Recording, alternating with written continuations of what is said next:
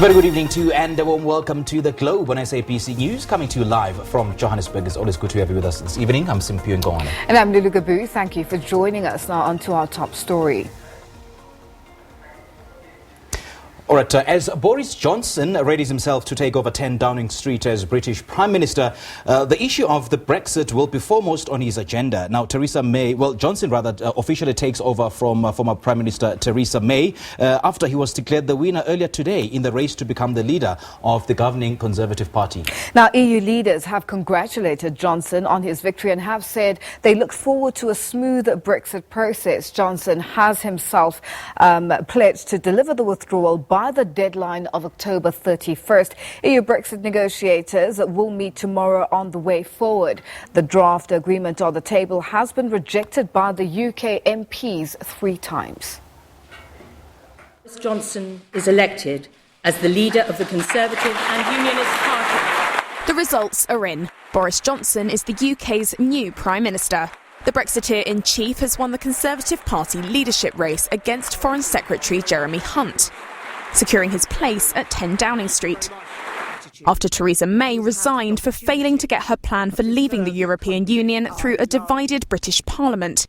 Like some slumbering giant, we are going to rise and ping off the guy ropes of self-doubt and negativity with better education, better infrastructure, more police, fantastic full fibre broadband sprouting in every household. We are going to unite this amazing country and we are going to take it forward. And in his first days on the job, Johnson is set to be faced with an overflowing mailbox. The expectation on his head as leader is that he'll deliver Brexit by the end of October. On October the 31st. Build a solid relationship and trade ties with US President Donald Trump, manage tensions with Iran and govern without a parliamentary majority. On top of that, Johnson's popularity within his own party isn't guaranteed. Finance Minister Philip Hammond said he would resign if Johnson got the top job, rather than wait to be sacked. And a junior minister resigned on Monday over Johnson's pledge to deliver Brexit by October 31st, do or die. Johnson will take office on Wednesday, shortly after May takes her resignation to the Queen. Thank you, everybody. Thank you for coming. US President Donald Trump was one of the first to congratulate him on his victory and said, quote, that he will be great. Well, Patrick Bond is a professor of political economy at the University of the Witwatersrand, Wits School of Governance, and he now joins us in studio. Prof, good evening, and thank you so much for joining us on The Globe. Thanks, great to be with you, Lou. Now, Boris Johnson, he's the leader of the Tory, and now the new Prime Minister, taking over from Theresa May. Let's chat about Boris Johnson. Who is Boris Johnson? Well, he's 55, and 40 years ago, he was on record telling folks when he was 15 years old that he would be the Prime Minister. So unbridled ambition. A very spotty career. He'd started as a journalist and was actually fired for making up quotes. Then he headed up The Spectator, a major conservative magazine, and then went into politics formally. He had served as the Mayor of London, re-elected there. Successfully held the 2012 Olympics in London, and then as a key leader of the Tories was actually, when there was a defeat for Cameron in 2016, was actually thinking about running for the leadership, but Theresa May stepped in as a more acceptable sort of moderate force. He'd been a Remainer and then a Leaver. He'd been sort of all over the place. We're talking about somebody that his supporters say is an independent maverick. His critics say is just another maniac with right-wing tendencies, corporate tax cuts, a bellicose attitude, some racism. It's going to be a very tough period ahead, I think. A tough period ahead. He's literally hitting the ground running, looking at the fact that he has to deal with the issue of the Brexit, which he has promised to say that he will meet the deadline of October the 31st. There's issues, international relations, issues with Iran, in the Gulf of Persia, and then there's the sort of not so icy but difficult relations with Washington. Where exactly do you think he's going to try and focus, apart from Brexit? He's got a very good relationship with Donald Trump. He's already been, touted as the little Trump. Yes, indeed, and that special relationship, the way that Tony Blair was often described as the poodle of George W. Bush during the Iraq War, may reappear. You're right, those three particular questions. With Trump, it'll probably be a matter of how they collaborate on the second of the two, Iran, because of the takeover of a British tanker. And so far Britain hasn't joined Donald Trump in walking out of the nuclear deal that Barack Obama had cut with the Iranians. So that may be one of the breakpoints that creates even more chaos and tension in the Middle East, because of course the Brits have always had a sort of second desire for dominance in the Middle East and have oil interests there. But on the very important one, which is Brexit, this is why, if you can go back to the last election in Britain, that was the European elections in late May, the Tories did very, very badly. They sunk to, I think, 8.5%, whereas a new party, brand new party, the Brexit Party, came up. And that signaled that the sort of desire to have a rerun at the referendum to say would the British public vote for Brexit if they had a chance was dampened. And I think it's one of these most interesting questions. Could they get another vote, which Nigel Farage, leader of Brexit, with about 31% of the vote that they had, and Boris Johnson together forming some sort of alliance? So that's not on the cards right now. As you said, Boris Johnson aims to exit on October 31. Even if he doesn't get a deal, it'll be a hard Brexit, and I think that'll cause a lot of upset and create economic chaos. Now, the impact. Let's speak about the impact of that Brexit and the fact that he's already making promises that will go through, whether or not they get the reforms that they're looking for or the agreements that they're looking for as the United Kingdom. What does it mean for the people of the UK? Well, it depends on which people, because the working class that had been alienated by the sort of globalization and corporate rule, and Europe setting all manner of rules and regulations, and what the working class probably felt was excessive immigration, those folks might be pleased, and they would traditionally maybe have been Labour voters. They support Farage. They could go for you could see, actually, I can imagine a bump in Boris Johnson's popularity, and the Tories may be moving up from that very low level of less than 10% to popularity 30, 40 in their usual terrain. However, if you're, say, from Northern Ireland, disclosure, that's where I was born, you might be very nervous, because that hard Brexit might create a very severe break between Northern Ireland and the Republic, because you'd have to put a border between them, and that border was a whole subject of decades of tension and troubles, right, in which thousands were killed. So the Irish, both the Northern Irish and the Republic, don't want that, and it actually may push the Northern Irish to say, well, actually our interests are more with the Republic. Maybe we should have a united Ireland.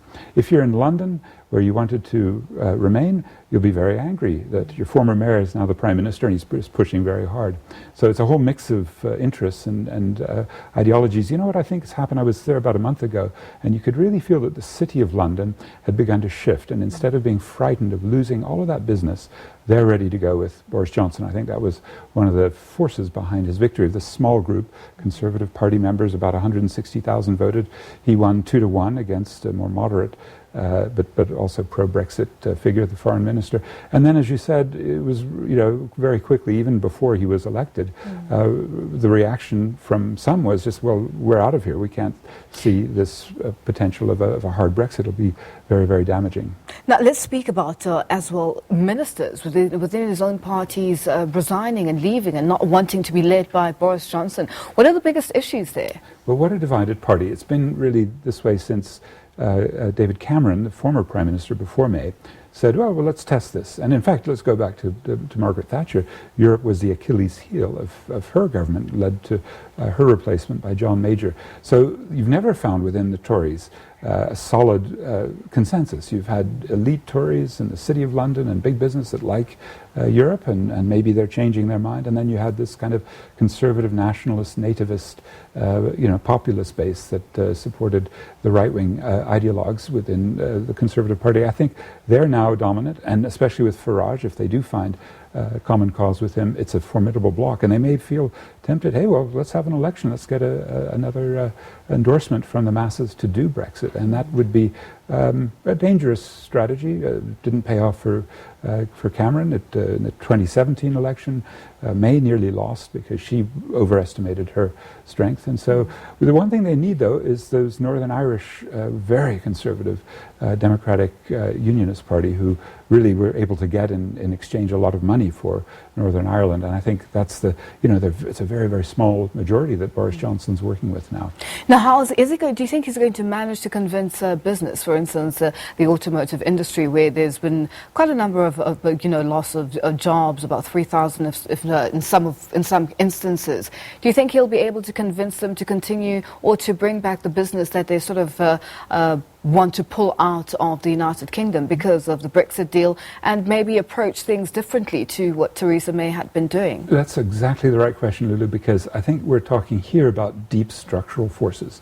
And whether it's Brexit or it's Remain, actually there are so many tendencies, especially in automobiles, steel, where major firms like ArcelorMittal have shut down in Britain, that these are overdetermined. In other words, there's bigger processes in the world economy, Chinese overproduction especially. But what we'd seen in the last couple of years since Brexit negotiations began is a complete loss of confidence by big business in Britain and a stagnant economy. It's been improving a little bit more, but you just feel that there's not a real rootedness anymore in economy. So if they do drop out of Europe, and then they go into free trade deals with Europe and maybe try to reestablish the Commonwealth, they call it Empire 2.0, then they may be surprised. We too have vulnerabilities. We export some of our cars to Europe via Britain.